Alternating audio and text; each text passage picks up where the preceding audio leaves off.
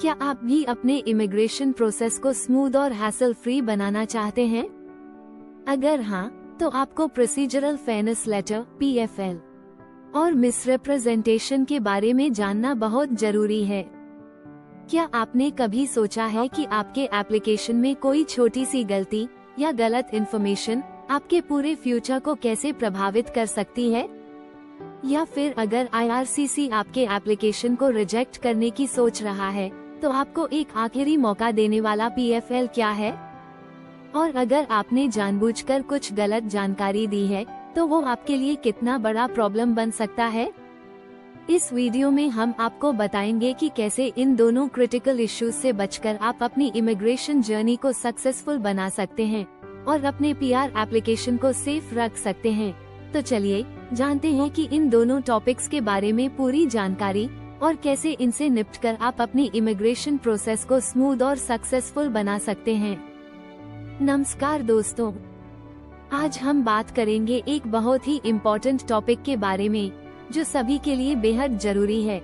हम बात करेंगे प्रोसीजरल फेयरनेस लेटर (PFL) और मिसरिप्रेजेंटेशन के बारे में। इन दोनों चीजों का इमिग्रेशन प्रोसेस में बहुत बड़ा रोल है।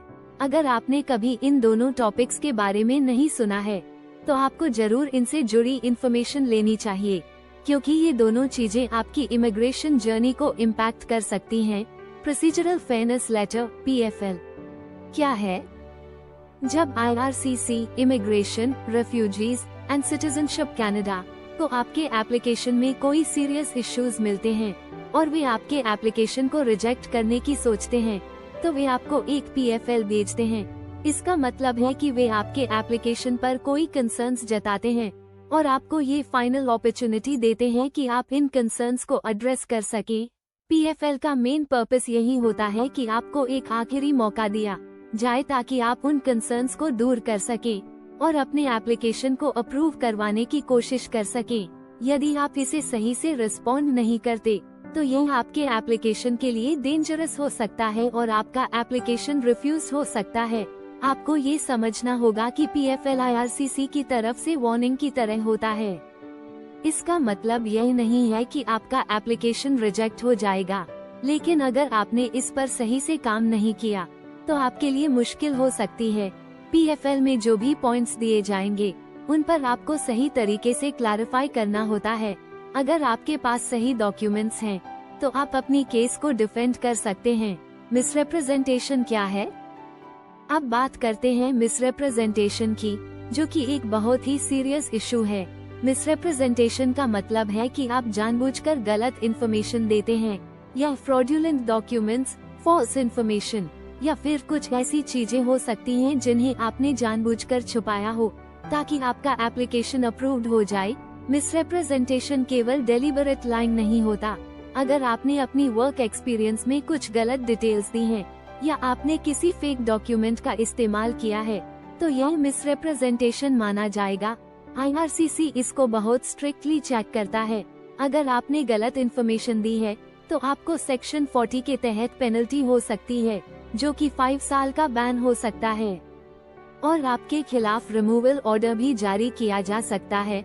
मिसरिप्रेजेंटेशन के मामलों में IRCC ये जांचता है कि क्या आपने किसी महत्वपूर्ण इन्फॉर्मेशन को छुपाया है, क्या आपने किसी दस्तावेज में फॉल्स डिटेल्स दी हैं और क्या आपने जानबूझकर किसी इन्फॉर्मेशन को बदलने की कोशिश की है। अगर ये पाया जाता है, तो यह आपके लिए बहुत हार्मफुल हो सकता है। प्रोसीजरल फेयरनेस लेटर का जवाब कैसे दे? अब हम बात करते हैं कि अगर आपको PFL मिलता है, तो आपको क्या करना चाहिए। सबसे पहले आपको उसे केयरफुली पढ़ना होगा। PFL में IRCC द्वारा जताए गए कंसर्न्स को समझना बहुत जरूरी है। ये PFL आपको एक समय सीमा के अंदर जवाब देने के लिए कहेगा और आपको हर एक इशू का जवाब देना होगा। अगर आपके पास वर्क एक्सपीरियंस, क्रिमिनल हिस्ट्री या मेडिकल इनएडमिसिबिलिटी से जुड़ी कोई चिंताएं हैं, तो आपको इन्हें सही तरीके से एड्रेस करना बहुत जरूरी है। सबसे पहले वर्क एक्सपीरियंस को लेकर अगर कोई डाउट्स या इश्यूज हैं, तो आपको इसे प्रूफ्स के साथ क्लियर करना होगा, जैसे कि job reference letters, salary slips, employment contracts और कंपनी रजिस्ट्रेशन डिटेल्स। ये सभी documents IRCC, immigration, refugees and citizenship Canada को ये दिखाने में मदद करेंगे कि आपका वर्क एक्सपीरियंस जेन्युइन था। सभी डॉक्यूमेंट्स को सही तरीके से सबमिट करना बहुत जरूरी है, क्योंकि IRCC इनकी जांच करता है और यह सुनिश्चित करता है कि आपकी जानकारी सही है। अगर किसी डॉक्यूमेंट की कमी हो तो उसे जल्द से जल्द प्राप्त करने की कोशिश करें, क्योंकि इन डॉक्यूमेंट्स के बिना आपकी एप्लीकेशन सही से प्रोसेस नहीं हो पाएगी। दूसरी बात, अगर आपके खिलाफ कोई क्रिमिनल रिकॉर्ड है या आपने कभी कोई क्रिमिनल एक्टिविटी की है तो इसे सही तरीके से डिस्क्लोज करना बहुत जरूरी है। ट्रांसपेरेंसी इस मामले में बहुत महत्वपूर्ण है, क्योंकि अगर आपने अपनी क्रिमिनल हिस्ट्री को छुपाया और बाद में ये सामने आया तो इससे आपके PR, परमानेंट रेजिडेंसी एप्लीकेशन पर बड़ा असर पड़ सकता है। IRCC इस मामले में बहुत सख्त होता है और अगर आपने जानबूझकर अपनी क्रिमिनल हिस्ट्री छुपाई है तो इससे आपकी एलिजिबिलिटी पर असर पड़ सकता है। इसलिए किसी भी क्रिमिनल रिकॉर्ड को पूरी ईमानदारी से डिस्क्लोज करना चाहिए, और अगर आपके पास इससे जुड़ी कोई डाउट्स हो तो आप लीगल एडवाइस ले सकते हैं। तीसरी बात, अगर आपकी मेडिकल हिस्ट्री में कोई ऐसी चीजें हैं जो कनाडा के लिए इनएडमिसिबल हो सकती हैं, तो आपको यह सही तरीके से बताना होगा। कनाडा के लिए इनएडमिसिबिलिटी का मतलब है कि अगर आपकी मेडिकल कंडीशन इतनी गंभीर हो कि इससे कनाडा के स्वास्थ्य संसाधनों पर दबाव पड़े, तो आपको इसे सही तरीके से डिस्क्लोज करना जरूरी है। अगर आपने अपनी मेडिकल इश्यूज को छुपाया और बाद में ये सामने आता है तो यह आपके लिए एक और रेड फ्लैग बन सकता है। इससे आपकी PR एप्लीकेशन में देरी हो सकती है या आपकी एलिजिबिलिटी पर असर पड़ सकता है। इन तीनों मुद्दों, वर्क एक्सपीरियंस, क्रिमिनल हिस्ट्री और मेडिकल इनएडमिसिबिलिटी को सही तरीके से हैंडल करना आपके PR एप्लीकेशन को मजबूत बना सकता है।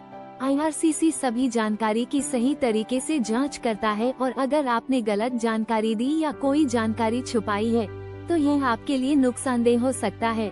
इसलिए इन सभी मामलों को पूरी पारदर्शिता के साथ प्रस्तुत करना और सभी जरूरी डॉक्यूमेंट्स और प्रूफ्स को सही समय पर सबमिट करना बहुत जरूरी है। यह न केवल आपकी एप्लीकेशन की सफलता को सुनिश्चित करता है, बल्कि आपकी ईमानदारी और इंटीग्रिटी को भी दिखाता है, जो कि किसी भी इमिग्रेशन प्रक्रिया में अहम होता है।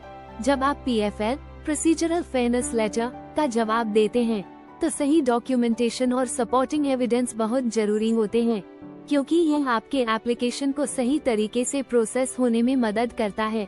आपको हर कंसर्न के लिए सही डॉक्यूमेंट्स सबमिट करने होंगे, ताकि आप अपनी सिचुएशन को IRCC के सामने क्लियर और ट्रांसपेरेंट तरीके से रख सकें और उन्हें सैटिस्फाइड कर सकें।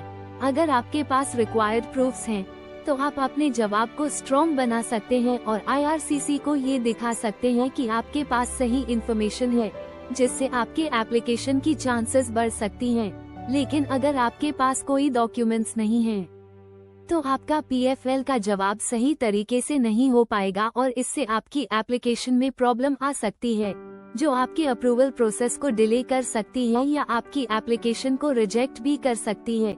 इसलिए जब भी आप अपनी एप्लीकेशन सबमिट करें तो डॉक्यूमेंट्स को केयरफुली डबल चेक करें और सुनिश्चित करें कि सभी जरूरी प्रूफ्स मौजूद हैं, ताकि आपकी एप्लीकेशन बिना किसी हर्डल के आगे बढ़े।